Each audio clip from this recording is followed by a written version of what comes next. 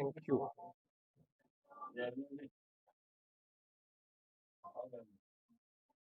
नमस्कार. तर सुरू करायचं? येस. ओके. तर पहिलं थँक यू, तुम्ही सगळे वेळ काढून आलायत आणि मला मराठीत भाषण द्यायची एवढी सवय नाही आहे, त्यामुळे प्लीज मला मध्ये इंग्लिश शब्द घुसवले तर प्लीज माफ करा. मी प्रयत्न करतो कमीत कमी ठेवायला, पण बघू कसं होतंय. तर आजचा विषय मी लवाने सरांशी बोलत होतो काही दिवसापूर्वी. खूप AI वर चर्चा चालू होती मीटिंगमध्ये, तेव्हा आमचं बोलणं झालं जनरल काय तर म्हटलं या विषयावर पाय असेल तर मी त्याच्यातच काम करतोय, गेले 20 वर्ष सॉफ्टवेअरमध्येच आहे. तर म्हटलं तुम्हाला पाहिजे असेल तर करता येईल, कधीतरी सेशन ठेवता येईल. तर त्या ह्याने आमचं चर्चा झाली आणि हे वर्कआउट झालं. त्यामुळे मी प्रयत्न करीन. मी 2 भागात हे सेशन करायचा विचार आहे. आधी म्हणजे AI म्हणजे काय आणि त्याचं कसं टेक्नॉलॉजी ती आली आहे इथपर्यंत, आणि सेकंड भागात मी की त्याचा काय उपयोग होतोय फक्त नाही, की वैज्ञानिक दृष्टिकोनासाठी तो चॅलेंज काय आहे मोठा. त्या 2 भागात आपण बघूया त्याच्याकडे. तर बिफोर सुरू करायच्या आधी आणखीन एक मला सांगावसं आठवतं, की डॉक्टर दाभोळकरांबरोबर मी शेवटचे 4 वर्ष काम करत होतो. तर एकदा मी वैज्ञानिक दृष्टिकोनावर माझं शेवटचं भाषण होतं ते डॉक्टर दाभोळकरांच्या मार्गदर्शनाखाली काइंड ऑफ झालं होतं. एका कॉन्फरन्सला मी बोललो होतो आणि कमाल त्यांची अशी होती, की त्यांनी आधी पण मला सांगितलं काय बोलता येईल तुला, आणि नंतर सेशन झाल्यावर माझ्याबरोबर बसून ते इथे जवळच राहायचे ते, आणि राघव जाधव जवळ राहायचे जेव्हा ते पुण्यात असायचे. तर त्या माझ्याबरोबर बसून पूर्ण सेशनचा व्हिडिओ बघून त्यांनी मला सांगितलं होतं, की हा मुद्दा असा प्रेझेंट करता येतो, हा तसा करता येईल. इंग्लिशमध्ये ते स्पेशली होतं म्हणून त्यांना कुतूहल होतं जास्ती, की तू इंग्लिशमध्ये बोलतोयस वैज्ञानिक दृष्टिकोनावर, तर आणखीन लोकांपर्यंत आपल्याला पोहोचता येईल. तू आणखीन ठिकाणी पण बोलू शकशील नंतर. त्यामुळे तेच मला आज आठवलं जेव्हा मी याची तयारी करत होतो, की त्यांच्याबरोबर जो वेळ गेला होता वैज्ञानिक दृष्टिकोनावर कसं प्रेझेंट करावं. तर मी प्रयत्न करतो, बघूया हाऊ इट वर्क्स आउट. तर हां, हे मी नॉर्मली टाकतो सध्या कॉन्ट्रोव्हर्सीज नको म्हणून, पण ठीक आहे. तर मुख्य फंडामेंटल हे वैज्ञानिक दृष्टी सॉरी एआयचं असं आहे, की एवढं बदललं काय? म्हणजे सॉफ्टवेअर आता गेले 50 वर्ष आपण बनवतोय. तर अचानक एवढं बदललं काय, की सडनली एआयची एवढी हवा आली? म्हणजे तर मुख्य फरक झालाय गेल्या 10 वर्षातच, की आपण कसं सॉफ्टवेअर बनवतो. अ, ह्याच्यात मोठा बदल झालाय, की आधी आपण सॉफ्टवेअर बनवायचो in terms of flow charts. म्हणजे तुम्ही पण शाळेत काही जण शिकला असाल किंवा नंतर.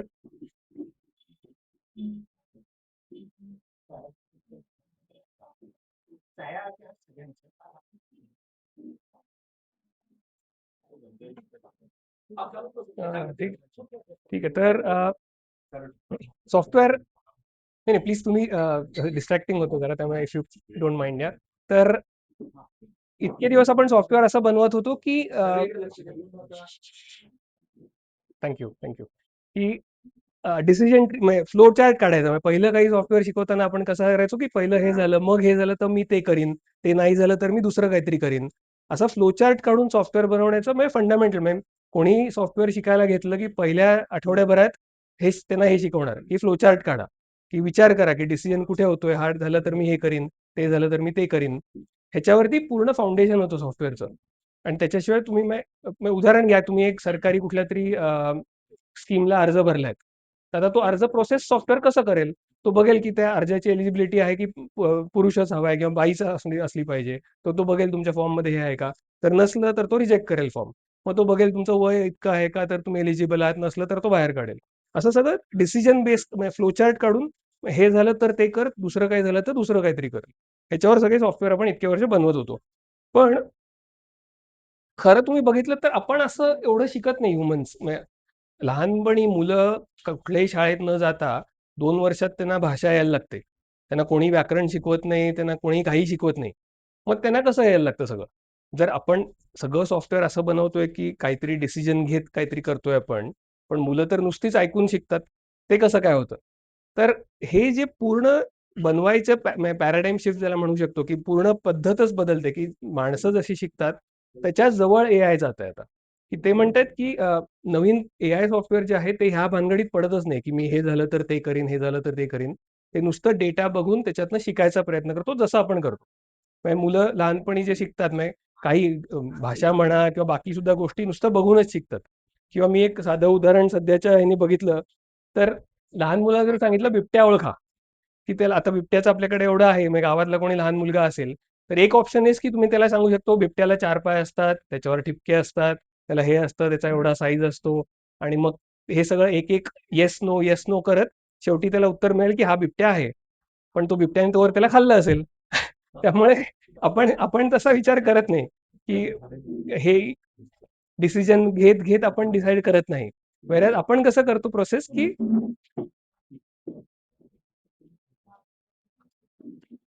आपण प्रोसेस करतो, की आपण खूप वेळा त्या बिबट्याचं चित्र पाहिलंय. तर तर एक ऑप्शन मी म्हटलं तसं तुम्ही मुलांना शिकवू शकता, की बिबट्याचे हे पॅरामीटर जर सगळे फुलफिल झाले बरोबर, तर हा बिबट्या आहे.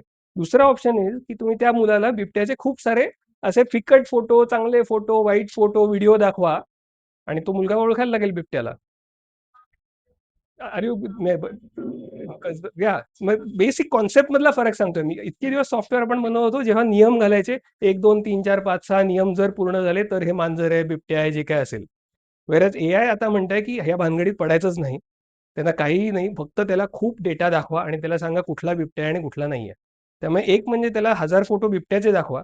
त्याला 1000 फोटो दाखवा जे बिबट्याचे नाही आहेत, की त्याला त्यांनी जर बिबट्या म्हणून सांगितलं, तर तुम्ही त्याला करेक्ट करून सांगायचं, "नाही, नाही, बिबट्या नाही, हे मांजर आहे किंवा हा वाघ आहे." नुसतं त्याला हे करून तुम्ही त्याला शिकवायचं. म्हणजे हे माणसं अशीच शिकतात खरं म्हटलं तर. त्यामुळे आपल्याला इतकी वर्ष लागली याच्यावर पोहोचायला, ते बऱ्याच बाकी लिमिटेशन्समुळे आहे. पण त्यामुळे ही पूर्ण नवीन पद्धती आहे सॉफ्टवेअर बनवायची आणि त्यामुळे जे एवढं मोठं हवा आहे एआयची आज, इज कारण की पूर्ण फंडामेंटल म्हणजे कसं सॉफ्टवेअर बनवून कसं टेक्नॉलॉजी चालते, त्याचं पूर्ण हेच बदललंय, फाउंडेशनच बदललंय. तर आता हे करायचं काय? मग आता तो डेटा जो सगळा मिळतोय, आता मग मला हा सगळा बिबट्याचे फोटो म्हणा किंवा लेख म्हणा किंवा जे काय, हे सगळं मला त्या ह्याला द्यायचं आहे. तर या सॉफ्टवेअरला मी ते लाखो म्हणून तुम्ही जे पाहिलं असेल, की डेटा सगळ्या डेटाच्या भोवती चर्चा खूप चालू असते, की डेटा कोणाकडे आहे? डेटाने ट्रेन कसं करताय? म्हणजे थोडक्यात काय, की आता मला बिबट्या ओळखायचं मी उदाहरण दिलं, तर मला त्याला 1000 फोटो दाखवायला लागले बिबट्याचे, वाघाचे, मांजराचे आणि त्याच्यातनं मी त्याला शिकवलं. पण मला जगातलं जर सगळं ज्ञान त्याला द्यायचंय, तर विचार करा मला किती डेटा त्याला दाखवायला लागेल. तर त्या हिशोबाने म्हणून जे आता प्रचंड स्केलवर म्हणजे करोडो रुपये त्याच्यात सगळे जगभर घातले जात आहेत. त्याचा मुख्य चॅलेंज हा आहे, की तुम्हाला जगातला सगळा डेटा त्या एआयला दाखवायचा आहे आणि त्या हिशोबाने ते एआयला ट्रेन करायचं आहे. तर एआयला ट्रेन करायचंय म्हणजे काय? तर थोडक्यात एआय करतं काय, की काही लोकांना वाटतं, की एआय सगळा डेटा माझा सेव्ह करून ठेवतंय, की माझं सगळं त्यांनी समज एक आर्टिकल वाचलं एआयने, तर तो सगळा एआयचा आर्टिकलच्या आर्टिकल त्याच्याकडे सेव्ह करेल किंवा मी व्हिडिओ पाहिला त्यांनी एआयने, तर तो व्हिडिओ त्याच्याकडे सेव्ह करेल. असं नाहीये. एआय करतं काय, तो नुसती नाती लक्षात ठेवतो. म्हणजे या शब्दाचा या दुसऱ्या शब्दाशी काहीतरी स्ट्राँग नातं आहे किंवा या दुसऱ्या शब्दाचा तिसऱ्याशी नातं कुठल्यातरी एका पर्टिक्युलर संदर्भ लावला तर त्याच्यात नातं आहे. हे फक्त तो नाती लक्षात ठेवत असतो. मग आता मी उदाहरण म्हणून मी विचार करत होतो काय घ्यायचं, तर सोपं उदाहरण हे आहे, की नरेंद्र शब्द जर म्हणालो मी, राइट? तर नरेंद्र नंतर आता जर एआयला विचार करायचा आहे पुढचा शब्द काय? तर एआयने समजा की जगातली सगळी आर्टिकल्स वाचलेत. तर तो पुढचा शब्द असायची शक्यता काय घेईल? बरोबर, मोदी राइट? तर 99% चान्स म्हणजे तो करतो काय, की मी नरेंद्र शब्दाचं मला माहिती आहे कुठल्या शब्दांशी स्ट्राँग नातं आहे. तर त्याला दिसतं, की हजारो लाखो आर्टिकल्स मला मध्ये नरेंद्र मोदी दिसलाय. त्यामुळे पहिली पॉसिबिलिटी इज नरेंद्र मोदी आणि डिफॉल्ट म्हणजे तो पहिला ऑप्शन नरेंद्र मोदीला जाईल. पण कॉन्टेक्स्टने फरक पडतो, म्हणजे संदर्भाने फरक पडतो. मी जर लाईन अशी केली, द ग्रेट रॅशनलिस्ट नरेंद्र. मग त्याला कळतं, की अरे नरेंद्रचा मोदीशी संबंध होता, पण रॅशनलिस्ट शब्दाचा तर नरेंद्रशी मोदीशी काही संबंध नाही आहे. आपल्या जे काही आपण वाचलंय त्याच्यात. आणि मग त्याला कळतं, की Narendra Dabholkar is the right word there. त्यामुळे कॉन्टेक्स्टने सगळा फरक पडतो. त्यामुळे त्यांनी प्रचंड जे लेख वाचले असतील, जे त्यांनी सगळा डेटा त्याच्याकडे स्टोअर केलाय, त्याच्यातनं त्या कॉन्टेक्स्टने तो पुढे जात असतो, की कुठल्या कॉन्टेक्स्टमध्ये मला हा प्रश्न विचारलाय, त्याच्या हिशोबाने तो फिगर आउट करतो, की काय पुढचं आहे. हां, बंधू म्हटलं तर पुढचं नॅचरली सॉरी, सॉरी. तर त्यामुळे एनी मग काही डाउट्स असतील मला थांबवा मध्ये मला कारण की जास्ती टेक्निकल होत असेल किंवा जास्ती काही तर प्लीज मध्ये मला मध्ये question yes. Okay, thank you. पण काय असेल तर प्लीज फील फ्री. तर ह्याच्यासाठी आता टेक्नॉलॉजी मी हे थोडक्यात सांगतो. हे तसं तुम्हाला डे टू डे वापरायला उपयोगी नाहीये, पण असं माहिती असायला म्हणून. कारण की इतकं फॅसिनेटिंग आहे. हे एआयचं जग इतकं कमाल आहे आता आणि मग जर कोणी एक्साइटेड नसेल एआयवरनं, तर त्यांनी आणखीन माहिती घ्यायला पाहिजे असं मला तरी वाटतं. कारण की इट्स जस्ट अ फॅसिनेटिंग म्हणजे ह्युमॅनिटीच्या आपण एक वेगळ्या स्टेजला चाललोय इन अ वे. म्हणजे जसं स्टीम इंजिन पहिल्यांदा आल्यावरती माणसाला जसं झालं असेल, तसं काइंड ऑफ आत्ता आहे. तर त्यामुळे हे कसं शक्य झालं? तर आता मी एक बाजू त्याची म्हटली, की तुम्हाला अ, बदललंय सॉफ्टवेअर कसं बनवायचं आपण तेच बदललंय. पण दुसरी बाजू होती, की त्याच्यासाठी आपल्याकडे तेवढी क्षमता नव्हती. तर काही वर्षापूर्वीपासनं जी-पी-यूज अशी एक सॉफ्टवेअर म्हणजे आपल्या कॉम्प्युटरमध्ये सी-पी-यू तुम्ही ऐकलं असेल, म्हणजे कोणीही कॉम्प्युटरचा कोर्स केला, की सी-पी-यू ऐकलेलं असतं. पण जी-पी-यू असं एक आलं होतं, की जी-पी-यू गेम्ससाठी जास्ती वापरायचे. म्हणजे ग्राफिकल प्रोसेसिंग युनिट असं त्याचं नाव आहे. तर गेम्ससाठी वापरायचे आणि NVIDIA अशी कंपनी त्याच्यात डॉमिनंट होती. NVIDIAचे जी-पी-यूज सगळीकडे लोकं वापरत होते. पण ह्यांना कळलं काय, की मला जर जगातलं सगळं ज्ञान या एआयला दाखवायचं आहे. म्हणजे मी जसं म्हटलं 1000 बिबट्याचे फोटो दाखवायचेत, तसंच जगभराचे आर्टिकल्स दाखवायचेत, त्याला जगभराचे व्हिडिओ दाखवायचेत आणि ह्याच्यात मी लक्षात ठेवा, की नुसते दाखवतोय मी त्याला. मी नुसते त्याला दाखवतोय आणि तो ती नाती लक्षात ठेवतोय. बाकी काही करत नाहीये. मी त्याच्यामागे काही सॉफ्टवेअर खूप कॉम्प्लेक्स लिहिलंय, की कसं हे होणार आहे, मग हे झाल्यावर ते कर, असलं काही नाहीये. तो फक्त नाती लक्षात ठेवत असतो, की कशाचा कशाशी संदर्भ आहे. तर ते करण्यासाठी तुम्हाला खूप पॉवरफुल कॉम्प्युटर्स लागतात. ते आपल्याकडे नव्हते काही वर्षापूर्वीपर्यंत. त्यामुळे टेक्नॉलॉजीच पोहोचली नव्हती तिथपर्यंत, की जगातलं सगळं ज्ञान तुम्हाला अशा पद्धतीने म्हणजे ही नवीन टेक्नॉलॉजी तशी नाहीये. म्हणजे कोर मी जे चेंज म्हटलं, ते नवीन नाहीये. पण आपल्याकडे तेवढ्या हार्डवेअरची क्षमता नव्हती हे सगळं करायला. तर हे NVIDIAचे जी-पी-यूजमध्ये ती आता क्षमता आहे, की ज्यामुळे तुम्हाला पॅरलली म्हणजे जसं गेम तुम्ही जर कोणी खेळला असाल, तुम्ही बघितलं असेल, की एका वेळेस एक जण गोळी मारतोय, दुसरा धावतोय, तिसरा उडी मारतोय. तर खूप काय-काय चालू असतं स्क्रीनवर. ते सगळं पॅरलल प्रोसेस करायला हे जी-पी-यूज असे बनवले होते. आणि मग ह्यांना सापडलं, की जी-पी-यूज वापरून मला एआय ट्रेन पण फार उत्तम करता येतं. तर म्हणजे खरं बनवलं गेलं होतं गेम्ससाठी.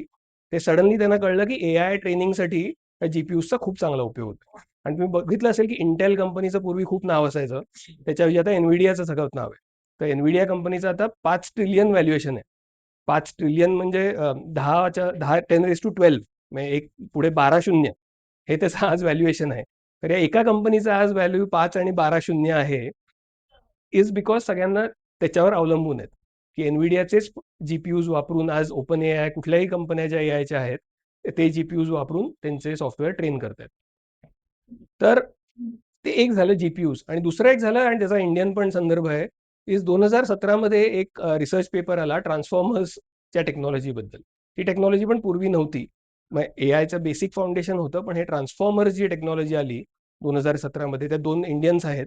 एक आशिष वासवानी आणि परमार दुसरे. त्या 2 इंडियन्स पण आहेत. ते दोन्ही इंडियन ओरिजिनचे आहेत. अमेरिकन्सच आहेत ते. पण इंडियन ओरिजिनचे दोघं आहेत त्या रिसर्च पेपरमध्ये आणि त्यांनी Googleच्या तर्फे तो पेपर लिहिला होता. आणि लक्षात ठेवण्याची इंटरेस्टिंग गोष्ट अशी आहे, की पुढच्या महिन्यात जे सायन्स फेस्टिव्हल आहे पुण्यात, तिकडे तो आशिष वासवानी येणं त्यांच्या वेबसाईटवर आता तरी लिस्टेड आहे. तर मी तर साइन अप केलाय नक्की. त्यामुळे तुम्ही केलं नसेल तर करा. अ, तर या 7-8 लोकं जे Googleचे होते, त्यांनी मिळून जो ट्रान्सफॉर्मर्स असा पेपर लिहिला. कारण की एआयचं मी म्हटलं तसं आधीची जी आयडिया होती, की खूप डेटा दाखवा, ते माहिती होतं लोकांना. ते केल्यावरती रिझल्ट्स मिळतात. पण ते करता यायचं नाही तेवढं, कारण की एक-एक शब्द दाखवून ते संदर्भ तुटायचा त्याचा. व्हेअरएज या 2017च्या पेपरने केलं काय, की त्याला संदर्भ ठेवून पूर्ण मग मी त्याला एक पान जर दिलं, तर त्याला शेवटच्या शब्दाचा पहिल्या शब्दाशी काय संदर्भ आहे आणि तसा अर्थ लावून त्याला ते प्रोसेस करता यायला लागलं. त्यामुळे 2017 मध्ये ही प्रचंड बदल झाला हा, की अचानक आपल्याला जास्ती डेटा ट्रेन करणं शक्य झालं, जे आधी नव्हतं शक्य. त्यामुळे Googleने हा पेपर रिलीज केला आणि गंमत अशी असते, की मग आता कॅपिटलिझम आहे काय भांडवलशाही की Googleने हा रिसर्च पेपर पब्लिश केला, पण त्यांनीच तो वापरला नाही. कारण की 2017 मध्ये त्यांना दिसत होतं, की ही टेक्नॉलॉजी वापरून आपण हे करू शकतोय, की आणखीन जास्ती एआय म्हणजे ChatGPT किती लोकांनी ChatGPT वापरलाय? ओके. ठीक आहे. पण तरी कमी लोकांनी वापरलं. पण ChatGPTला नक्कीच म्हणजे ज्यांनी वापरलं नाहीये त्यांना आम्ही सांगतो, की नक्कीच बघायला पाहिजे तुम्ही ते. तर एक म्हणजे अतिशय हुशार मित्र असल्यासारखं काइंड ऑफ ते तुम्हाला सॉफ्टवेअर वापरेल वाटेल. तर Googleने तेव्हा तो रिसर्च पेपर वापरला नाही ॲज सच. कारण की त्यांचं Google सर्चवर ऑलरेडीच ते बिलियन्स ऑफ डॉलर्स करत होते. कारण की त्यांना काही इन्सेंटिव्ह नव्हता तो आणि Googleची मोनोपोलीच होती सर्चमध्ये. त्यामुळे Googleला इन्सेंटिव्ह नव्हता, की त्या टेक्नॉलॉजीवर मी अरबो रुपये खर्च करून, ट्रेन करून नवीन काहीतरी लॉन्च करायचं. अ, आणि क्युरियसली इनफ त्या Googleमधले काही लोकं ज्यांनी नंतर सोडून आणि OpenAI या कंपनीने त्यांना त्यातलं पोटेन्शियल दिसलं आणि ते पैसे टाकायला तयार होते. त्यामुळे त्यांनी पण प्रचंड पैसे रेझ करून जे Googleचा रिसर्च पेपर होता तो वापरून त्यांनी ChatGPTचे पहिलं सुरुवात केली. आणि मग ते ChatGPT लॉन्च झालं 2022 मध्ये. पण त्याच्या आधी 5 वर्ष ते साधारण 5 वर्ष ते खूप डेटावर, जगभरच्या डेटावर नुसतं त्या सॉफ्टवेअरला ट्रेन करत होते. ट्रेन करत होते म्हणजे साध्या शब्दात म्हणजे ते दाखवत होते त्या सॉफ्टवेअरला आणि त्याला सांगत होते तू नाती याची लक्षात ठेव. म्हणजे जगातल्या विकिपीडियावरचं प्रत्येक आर्टिकल, सगळ्या मॅगझिन्सचं प्रत्येक आर्टिकल, सगळ्या डिक्शनऱ्या, सगळं सगळं त्याच्या थ्रू गेलेलं आहे. जे काय अवेलेबल आहे ते. दाखवत होते म्हणजे चांगला प्रश्न आहे. इसेन्शियली ते जे सॉफ्टवेअर तुम्ही बनवता AI साठी, त्याला तुमचं टेक्स्ट वाचल्यावर त्यांनी त्याचं काम एवढंच असतं, तो ती नाती त्याच्या एक वेक्टर डेटाबेस, एक डेटाबेसचा वेगळा प्रकार असतो. त्यात तो ती नाती लक्षात ठेवतो एकमेकाशी आणि ते आणखीन कॉम्प्लिकेटेड म्हटलं तर मल्टिपल डायमेन्शन्समध्ये आपण आपण विचार करताना 3 डायमेन्शनमध्ये विचार करतो. पण तो जो स्टोअर करतो डेटा, तो प्युअर मॅथमॅटिकलच सगळं आहे. नुसते मॅथमॅटिकल मॅट्रायसेस ते बनवून ती सगळी नाती नंबर्समध्ये स्टोअर केली जातात. मग ॲक्चुअल टेक्स्ट खरं म्हटलं तर काही स्टोअर होत नाही. तो नुसते त्याचे आकडे करतो कन्व्हर्ट. त्याची नाती म्हणजे आता नरेंद्र मोदी आणि नरेंद्र दाभोळकर हे नातं त्याच्याकडे स्टोअर्ड असेल, की मी कुठलाही सायंटिफिक टेम्पर किंवा असं काही शब्द आला, की नरेंद्र दाभोळकर ह्याचं खूप स्ट्रॉंग नातं आहे. व्हेअरएज पॉलिटिक्सचं काय आलं, की नरेंद्र मोदीचा खूप स्ट्रॉंग. एवढीच तो नंबर्समध्ये, सगळं नंबर्समध्ये कन्व्हर्ट करून स्टोअर करतो. त्यामुळे ऍक्च्युअल डेटा स्टोअर काही होत नाही. कारण तुम्ही जर विचार केला, की जगभराचा डेटा स्टोअर कसा करेल? इथे माझी हार्ड डिस्क 4 व्हिडिओ केले की भरून जाते. तर तर हे कसं होतंय? तर तो ऍक्च्युअल तो डेटा स्टोअर करायच्या भानगडीत पडतच नाहीये. तो नुसते ते नाती लक्षात ठेवतो त्यातली. तर इथपर्यंत ठीक आहे. आणि बेसिक एआयच्या टेक्नॉलॉजीवर कोणाला काही विचारायचं म्हणजे आपण सायंटिफिक टेम्पर वैज्ञानिक दृष्टिकोनाकडे जाऊया. पण एआय रिलेटेड तुम्हाला या सर लाइक दैट कोडैक जैसा हुआ था कोडैक का जैसा सामने डिजिटल कैमरा था उनके पास था लेकिन उन्होंने टेक्नोलॉजी बरोबर. वो लिया नहीं वो येस. आया था लेकिन उन्होंने उसको रिजेक्ट कर दिया येस. सेम इस टाइप यहाँ पर भी ये हुआ येस. दॅट्स व्हेरी अच्छा. और बहुत गूगल जीपीटी भी क्या है वो भी तो है या नाही नाही, उन्होंने बाद त्यांनी में जे कहा सांगितलं, गुड, थँक्स फॉर ब्रिंगिंग. तर त्यांनी जे सांगितलं की कोडॅकचं पण हेच झालं की कोडॅक डिजिटल कॅमेऱ्याची जी टेक्नॉलॉजी आहे ती ऍक्च्युली कोडॅकच्या लोकांनी बनवली होती. पण कारण की कोडॅक साधे फिल्मचे हजारो कॅमेरे, लाखो कॅमेरे विकत होतं, कोडॅकने त्याच्यावर काही केलंच नाही. आणि दुसऱ्या कंपन्यांनी डिजिटल कॅमेरे घेऊन कोडॅक साफ झालं. कोडॅक आज कंपनीच उरली नाहीये. गुगलचं होऊ शकलं असतं ते, पण गुगलने फॉर्च्युनेटली एवढा उशीर नाही केला हलायला. त्यामुळे जरी 2-1 वर्षाचा ओपन एआयकडे लीड होता चॅट जीपीटीने, आता बघितलं तर गुगलने ऑलमोस्ट कॅचअप केलंय. कारण की गुगलकडे तेवढे पैसे पण आहेत आणि ती टेक्नॉलॉजीची एक्सपर्टीज त्यांच्याकडे घरात इन हाऊस होते त्यांच्या कंपनीत. त्यामुळे कोडॅकसारखं गुगलचं झालं नाही. पण जेव्हा चॅट जीपीटी पहिल्यांदा आलं, खूप लोकांना ही भीती होती की गुगलचं कोण कोडॅक होतंय की काय? की लोक चॅट जीपीटी वापरतील, गुगल कोणी वापरणार नाही, आपण गुगल विसरून जाऊ. पण गुगल तेवढ्या लवकर हल्ले की आता ते बॅटल, तेवढं फिअर्स बॅटल चालू आहे, की आता ओपन एआय आहे, चॅट जीपीटी, गुगलची टेक्नॉलॉजी आहे, आणखीन ट्विटरचे आहेत, आणखीन वेगळे अमेझॉनचे ए आहे, तसे 4-5 लोक ते खूपच भयानक बॅटल आणि अरबो खरबो रुपये त्यात घालतायत सगळे. आणि पण त्याचं ते असं नाही, ते बॅटलचं हेच अशी आहे की त्यात तुम्ही भयानक पैसे नाही टाकले तर तुम्ही लढूच नाही शकत. आणि त्यामुळे भारतीय कंपन्या अजून त्यात फार काही पडू शकल्या नाहीत, कारण की त्या स्केलला पैसे रेज करायला आपल्याकडे तेवढी क्षमता नाही अजून, जी अमेरिकेतल्या कंपन्यांना त्यांच्या मार्केट्समुळे ती करता येते. थँक्स. दुसरा काही प्रश्न? प्रोसेसिंग मोठ्या प्रमाणात चालू आहे क्वांटम. पण त्यांनी क्रिप्टो करन्सीचं जे हे नव्हतं हे म्हणजे ब्रेक करायचं त्यांनी प्रोसेस सुरू केली आणि 2019 त्यांनी दस्तखत दिली आहेत जगाला. हो. मोठमोठ्या ज्या आपले जे ग्रीड पॉवर असतात म्हणजे विजेचे वगैरे किंवा मोठमोठ्या बँक इन्स्टिट्यूशन असतात त्यांची जर त्यांचं इन्स्टिट्यूशन जर ब्रेक केलं बरोबर. तर त्या शब्दात जगातून हे होऊ शकतं. राईट. त्याने आतापर्यंत काहीतरी 800-900 क्युबिटचं हे बनवलं आहे म्हणतात. बरोबर. तर क्वांटमचा वेगळा विषय, आपण त्याच्या परत घेऊ. क्वांटम जसं एआयचा आता जी लाट आहे, मी एआयने जे मोठं बदल होतोय जगात, तसंच पुढची लाट क्वांटम कम्प्युटिंगने यायची शक्यता आहे. अजून it is not ready. Microsoft, Google यांचे त्याच्यावर पण काम चालू आहे. तर क्वांटम टेक्नॉलॉजी सोप्यात सांगायचं की त्याचं पोटेन्शियल असं आहे की जगात एक क्वांटम कॉम्प्युटर आत्ताच्या जगातल्या सगळ्या कॉम्प्युटर्स इतकी कम्प्युटिंग पॉवर जनरेट करू शकेल. अशी अशी थेरॉटिकली ती शक्यता आहे की ते जर झालं फिगर आउट, तर सगळ्यातले सगळे कॉम्प्युटर मॅच मिळून जेवढं तुम्हाला आता कम्प्युटिंग करता येतं, तेवढं कम्प्युटिंग एक क्वांटम कम्प्युटर करता येईल. आणि मग ते परत सगळं जग बदलूनच गेल्यासारखं जाईल. तुम्ही म्हणताय तसं एन्क्रिप्शन आणि ते सगळं परतच नवीन टेक्नॉलॉजीज येतील त्यासाठी. आणि परत त्याच्यासाठी या सॉरी. टेक्नॉलॉजी डेव्हलप करायला म्हणजे डिफिकल्ट आहे. कॉस्टली आहे. म्हणजे चॅट जीपीटी म्हणतो आम्ही. बऱ्याचशा युएस कंपन्या आहेत. चायनीज सुद्धा माणूस हो. हो. तर मग आपली इंडियन जे सॉफ्टवेअर मध्ये आपण म्हणतो टॉपला आहे बऱ्यापैकी. बरोबर. इंडियामध्ये काय चालू आहे रिसर्च आता आपल्याला काय इंटरेस्टच नाही इंडियन कंपनी. Right, right. नाही बरोबर त्यांचा प्रश्न आहे, की इंडियन कंपन्यांचं काय स्थिती आहे, ते आपण काय करतोय ह्याच्यात.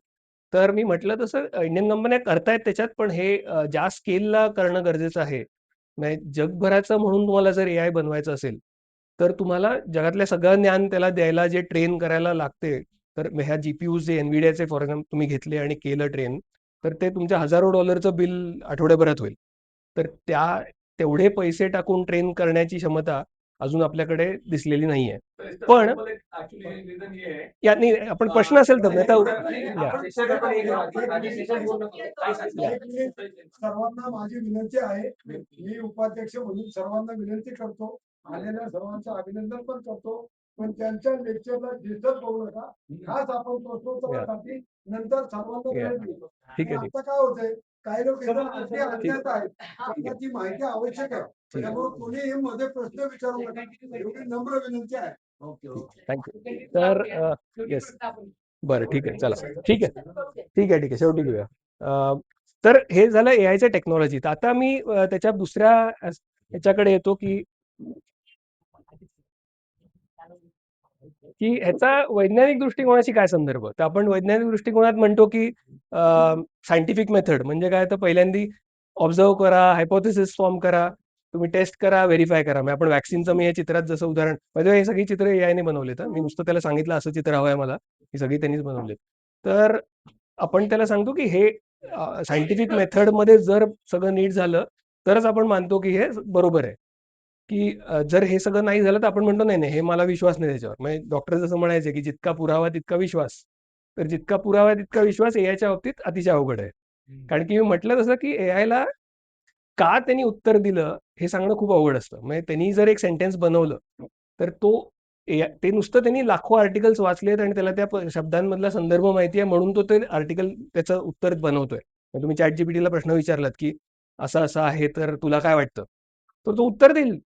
पण त्याने उत्तर का दिलं हे त्याला पण धड माहीत नाही आणि त्याला बनवणाऱ्याला पण माहीत नाहीये. आणि हा खूप मोठा प्रॉब्लेम आहे, की आपण सायंटिफिक मेथडमध्ये वैज्ञानिक दृष्टिकोनाला असं म्हणतो, की जर कळलं नाही कसं हे झालंय, तर मी विश्वास नाही ठेवणार. त्यामुळे आता असं झालं, की एआय सगळ्याची उत्तरं देतो, पण बनवणाऱ्याला पण माहिती नाही का उत्तरं देतोय.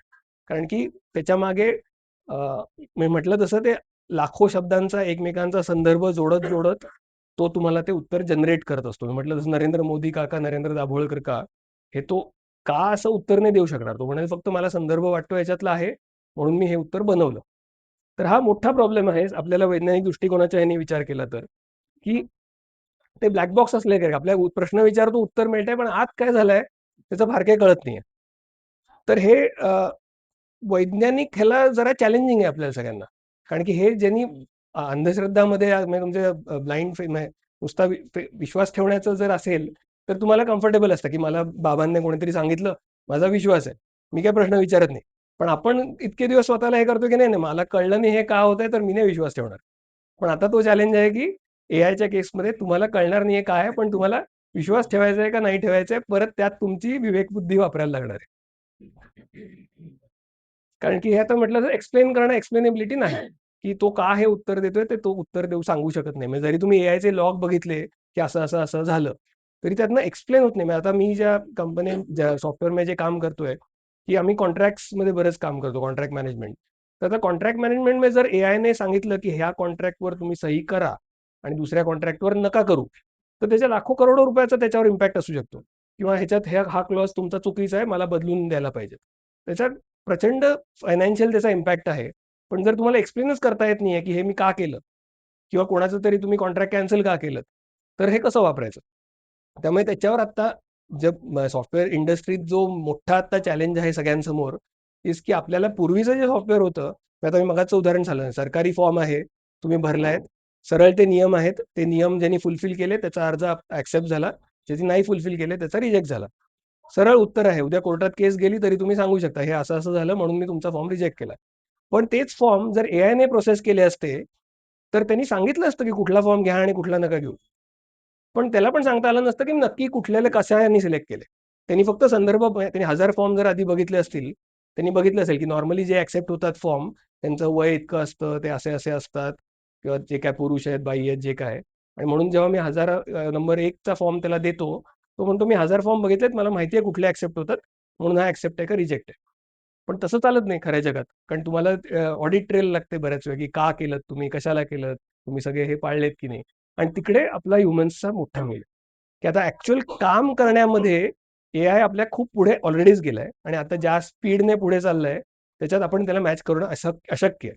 त्यामुळे एआयशी म्हणजे ते नया दौर सिनेमात वगैरे ते घोडा आणि गाडी तसं रेस करायचा विचार केला तर काही त्याला पॉइंटच नाहीये, की एआय आपल्याला ऑलरेडीच हरवतोय, या कुठल्याही रिझनिंगच्या ह्याच्यात.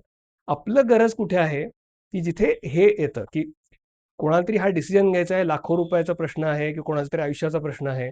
तो डिसिजन एआयने घेणं ऑन इट्स ओन, ह्युमन त्यात नसून, हे प्रचंड रिस्की आहे. तिकडे आपला सगळ्यांचा रोल आहे पुढे. त्यामुळे एआय ही थ्रेट म्हणून जे विचार करतायत सगळे, ही एआय थ्रेट नाहीये. कारण की ह्युमन्सचा रोल सगळ्यात डेफिनेटली आहे. एआय आपल्याला खूप मदत करू शकतो, खूप जास्ती करायला. आणि दुसरा चॅलेंज आहे की बायस. तर एआयचा डेटा प्रचंड बायस्ड आहे. म्हणजे असं एक उदाहरण मी विचार करत होतो, की आपण पद्मश्री अवॉर्ड्स म्हणालो. गेल्या 50 वर्षाचे पद्मश्री अवॉर्ड्सची यादी आपण एआयला दिली आणि त्याला सांगितलं, की या वर्षीच्या पद्मश्रीला या लोकांचा अर्ज आलाय. आता मी कोणाचा घेऊ? कोणाला सिलेक्ट करू? तर ह्याच्यात प्रॉब्लेम दिसतो का तुम्हाला काय होईल? की 50 वर्षाचा मी त्याला डेटा दिला, त्या माणसांचं प्रोफाईल दिलं. तर एआयला दिसेल काय, की 99% तर यातले पुरुष आहेत. त्यामुळे नवीन अर्जांमध्ये तो जेव्हा नवीन अर्ज बघेल, तो म्हणेल, की बहुतेक वेळा पुरुषालाच सिलेक्ट करायचं अपेक्षित आहे मी. त्या त्यामुळे बायस हा खूप मोठा प्रॉब्लेम आहे. आणि हे फक्त मी पुरुष आणि स्त्री सांगितलं, पण बाकी पण कुठलाही बायस जर डेटा तुमचा बायस्ड असेल, तर तुमचे रिझल्ट्स बायस्ड येणार.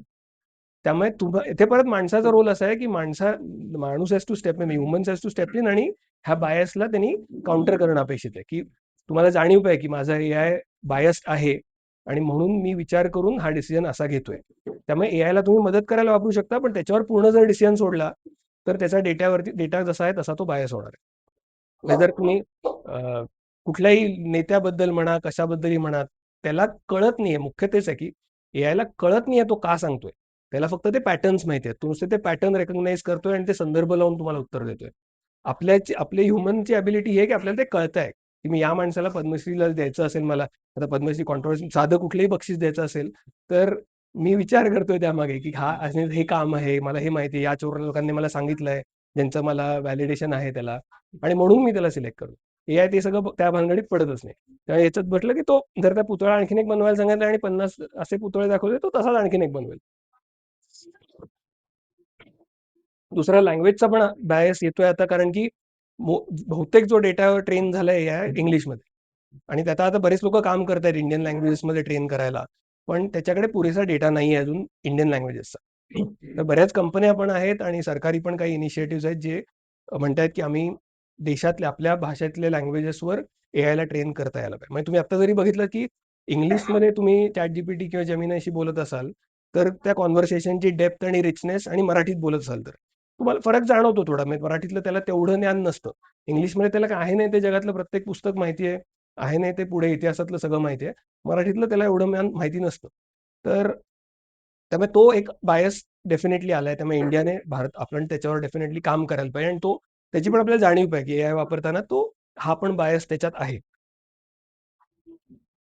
तिसरं इज अग्रीएबल, की एंड ऑफ इट ते सॉफ्टवेअर आहे त्याला तुम्हाला दुखवायचं नाहीये. म्हणजे मी जर Googleचा मालक असेन आणि मी जर तुमच्यासाठी सॉफ्टवेअर बनवलंय आणि जर तो सारखंच असं कडक खरी उत्तरं द्यायला लागला, की ज्यांनी मी बिथरतोय किंवा मला आवडत नाहीये, तर मी वापरणं बंद करेल. तर तसंच ChatGPT म्हणा किंवा कुठलीही ह्या कंपन्या जे सॉफ्टवेअर बनवतात, त्यांना एंड ऑफ इट पाहिजे, की तुम्ही ते वापरत राहावं सॉफ्टवेअर. त्यांना ती एंगेजमेंट पाहिजे तुमच्याबरोबर. त्यामुळे नुसतं तो खरं सांगण्यात त्याला इंटरेस्ट नाहीये. त्याला खरं म्हणजे खोटं नाही सांगणार. शक्यतोवर ते खोटं न सांगण्याचं त्या सिस्टम्स त्यांनी केलेल्या असतात, की तो खोटं नाही सांगणार, पण तो जसा दुसरा माणूस किंवा तुमचा मित्र तुम्हाला सांगेल, तुम्ही त्याला विचारलंत. मग एक उदाहरण जसं मी सांगतो, की बरेच लोकं सध्या म्हणजे माझ्या ऑफिसमधले आणि असे म्हणजे व्हीसीतले किंवा असे लोकं तर ते एआयला विचारतात. म्हणजे नोकरी सोडायच्या आधी, लग्न ठरायच्या आधी सगळ्याच्या केसमध्ये ते एआयला विचारतात, की असं-असं आहे, हे बरोबर वाटतंय का तुला?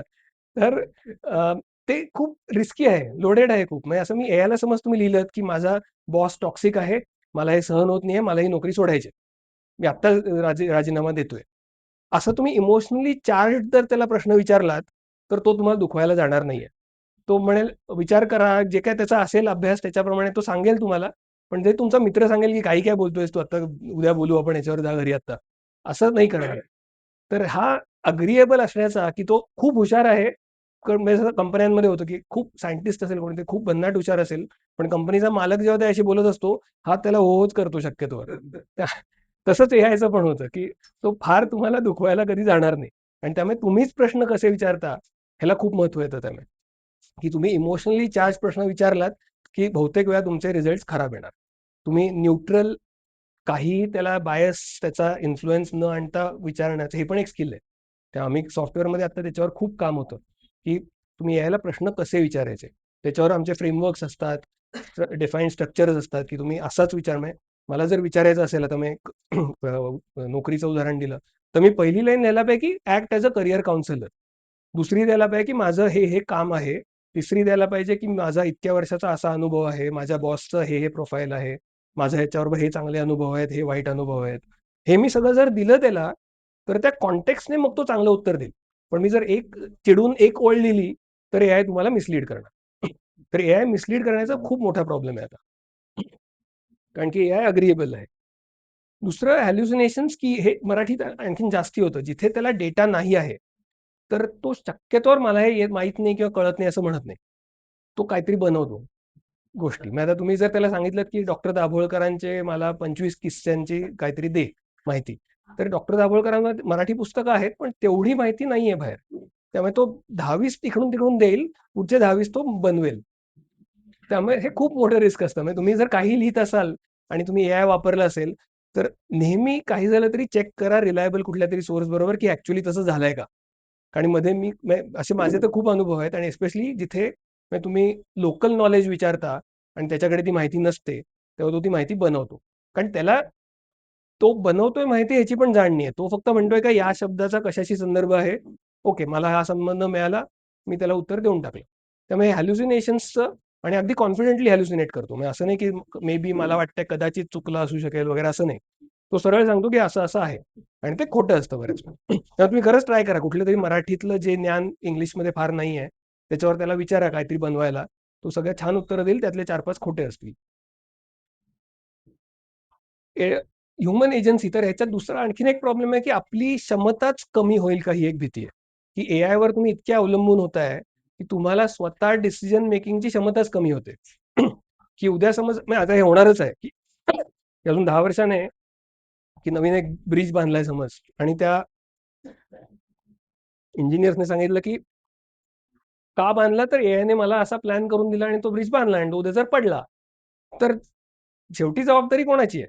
तुम्ही एआयवर इतके अवलंबून होताय, की तुम्हाला स्वतःला ते शिकत नाही आहात किंवा तुम्हाला स्वतःला ते कळत नाही आहे. ही खूप शक्यता आहे. पण आता ऑलरेडी एआय जगातल्या सगळ्यात चांगल्या डॉक्टर्स इतकं हुशार आहे डॉक्टर्सच्या बाबतीत. कुठल्याही क्षेत्रात. म्हणजे आता सॉफ्टवेअरमध्ये पण असं झालंय, की कंपनीतले सॉफ्टवेअर प्रोग्रामर्सपेक्षा एआय जास्ती हुशार आहे. त्याला जास्ती गोष्टी माहिती आहेत आणि त्याला जास्ती पद्धतीच्या गोष्टी माहिती आहेत. त्यामुळे खूप लोकांचं असं होतंय, की त्यांना वाटत असतं मी हे करायचं आहे, पण एआय दुसरं काहीतरी सांगतोय आणि तुम्ही यार लाइक माझी डिसिजन घ्यायची सवयच गेली आहे. मी एआयचंच ऐकायची मला सवय लागली आहे. त्यामुळे हे हळू-हळू होत जाणार आहे. म्हणजे पुढच्या पिढी जी एआय बरोबरच वाढतेय, त्यांना हे डिसिजन मेकिंगची क्षमताच त्यांच्याकडची कमी होईल का? ही एक भीती लेजिटिमेट आहे. म्हणजे लाइक तुम्हाला नेहमीच जसं काही जणांना असतं, की आई-वडिलांना विचारल्याशिवाय त्यांना काही करताच येत नाही. ते तसेच वाढलेले असतात. तसं व्हायची शक्यता आहे, की ह्युमन एजन्सी कमी होऊन जिथे आपला डिसिजन पाहिजे, तो कमी होऊन आपण सगळंच हळू-हळू एआयलाच सांगतो, "बाबा तूच ठरव. तुलाच सगळं माझ्यापेक्षा जास्ती माहिती आहे. मी कशाला ठरवू? तूच ठरव." तर ही एक खूप शक्यता आहे. इन्फॅलिबिलिटी मग आपण एआयला क्वेश्चनच करत नाही. जसं मी आता म्हटलं, की ऑलरेडी सॉफ्टवेअरमध्ये सगळ्यांना माहिती आहे, की माझ्यापेक्षा एआयला जास्ती येतं. डॉक्टर्सना पण आता बऱ्यापैकी तसं व्हायला लागलं, की एआयला बऱ्याच डॉक्टरपेक्षा जास्ती माहिती असतं. आणि मग त्या एआयला क्वेश्चन कसं करायचं? जसं गॉडमॅननं आपलं असतं, की बाबा-बुवांच्या केसमध्ये, की बाबांनी सांगितलं ते खरं. प्रश्न विचारायचे नाही, विचार करायचा नाही. हे खूप आता एआयच्या केसमध्ये व्हायला लागलंय, की लोकं प्रश्नच विचारत नाहीयेत. एआयचं म्हणून आता बऱ्याच वेळा तुम्ही केस वाचले पण असतील न्यूज रिपोर्ट, की लोकं एआयकडनं उत्तर घेतलेलं तसं चिकटवतात कुठेतरी आणि मग दुसऱ्या कोणीतरी माणसाला म्हणतो, की "अरे, हे तर किती ऑब्व्हियसली चुकीचं आहे." पण त्यांनी ते विचारलाच नसतो प्रश्न एआयला, की "हे तुझं चुकीचं आहे का बरोबर आहे?" या ब्लाइंड फेथचा नवीन प्रकार होतोय, की अंधविश्वासाचा, की आपण बाबा-बुवांवर अंधविश्वास ठेवण्यासारखं अंधविश्वास आता एआयवर ठेवायला लागलो हळू आणि हे होणारच आहे मग. ह्याला काही होणार नाहीये की आपण हे थांबवू शकत नाही आहोत. ह्याच्यात फक्त आपण अवेअर असू शकतो आणि ते काउंटर करू शकतो आपल्या कामात. हे थांबण्याची काही शक्यता नाहीये. ज्या स्पीडने प्रगती होते. एआय माहिती सांगत का नाही की मला माहिती नाही. अगदीच तसं झालं तर काही वेळा आता ते प्रत्येक नवीन व्हर्जन बरोबर ह्याच्यावर खूप काम होत आहे. कारण की पहिले व्हर्जन्स तर अगदीच तसं करायचे नाहीत. नवीन टेक्नॉलॉजी बरोबर तसा प्रयत्न चालू आहे. पण ते तेवढं यशस्वी अजून नाहीये. कारण त्याचा इन्स्टिंक्टच तो नाती बघून उत्तर देण्याचा इन्स्टिंक्ट आहे. त्यामुळे बहुतेक वेळा तो देतोच. अकाउंटेबिलिटी मी म्हटलं तसं हा पण मोठा इश्यू. आता मी म्हटलं ब्रिजचं उदाहरण दिलं, की अकाउंटेबल कोण आहे? तुम्ही जर असं म्हटलं, की नाही एआयने मला प्लॅन दिला, मी ब्रिज बांधला आणि तो पडला. तर शेवटी whose neck is on the line? जबाबदारी कोणाची आहे? तर तिथे पण ह्युमन्सचा रोल आहे आणि म्हणून एआयने आता होणार आहे, की आपला रोल बदलून जातोय. आपला रोल आहे अकाउंटेबिलिटीचा, रिस्क घेण्याचा आणि ते ॲक्चुअली एक्झिक्यूट होताना बघायचा आणि जिथे विवेक स्वतःचा वापरून जसं मी उदाहरण दिलं अवॉर्ड्सचं, तिकडे तो कॉल घेणं हा आपलं काम आहे.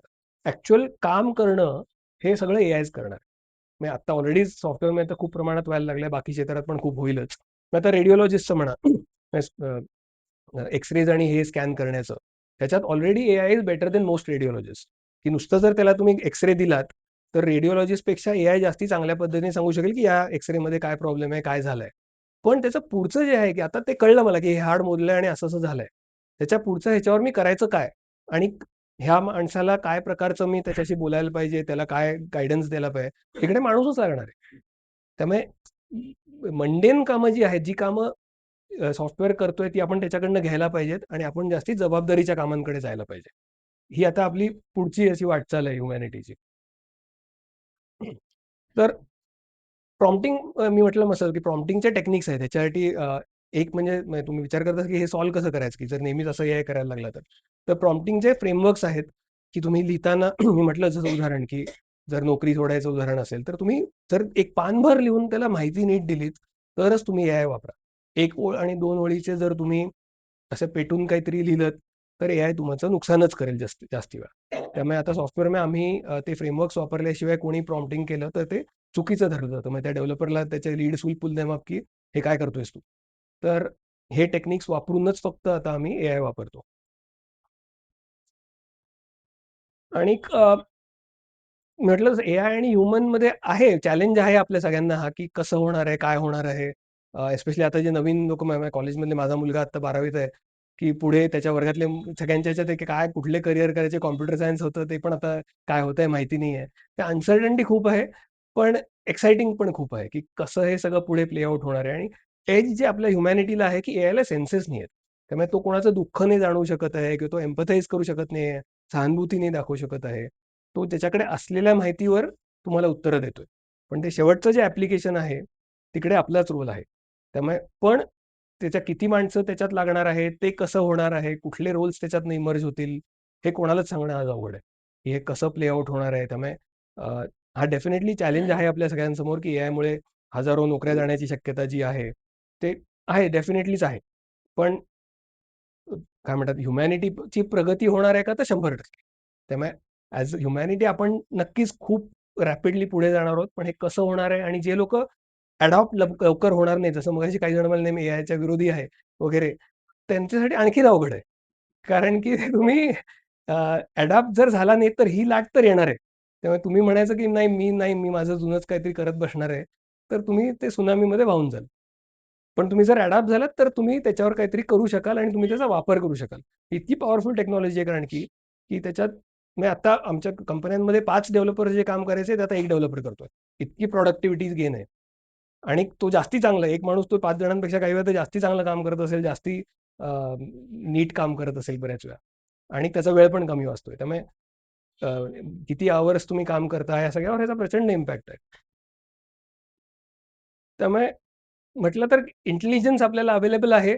पण शेवटी सदसद विवेकबुद्धी, विस्डम आपलाच वापरायला लागणार आहे, की त्याच्याशिवाय जर तुम्ही एआय वापरलं तर ते सगळ्यात मोठं रिस्क आहे. नाहीतर पण न वापरणं मोठी चूक आहे. This is like the best time to be alive in a way, की एवढं एक्साइटिंग पिरियड ह्युमॅनिटीच्या काळात मग इंटरनेट होतं. मग कॉम्प्युटर्स जेव्हा पहिल्यांदा आले तेव्हा पूर्ण आपले समाज ट्रान्सफॉर्म झाला. मग इंटरनेट आल्यावर दुसरं ट्रान्सफॉर्मेशन झालं. तसं आता हे तिसरं ट्रान्सफॉर्मेशन आहे. त्यामुळे ह्याच्यात आपण सगळे आहोत.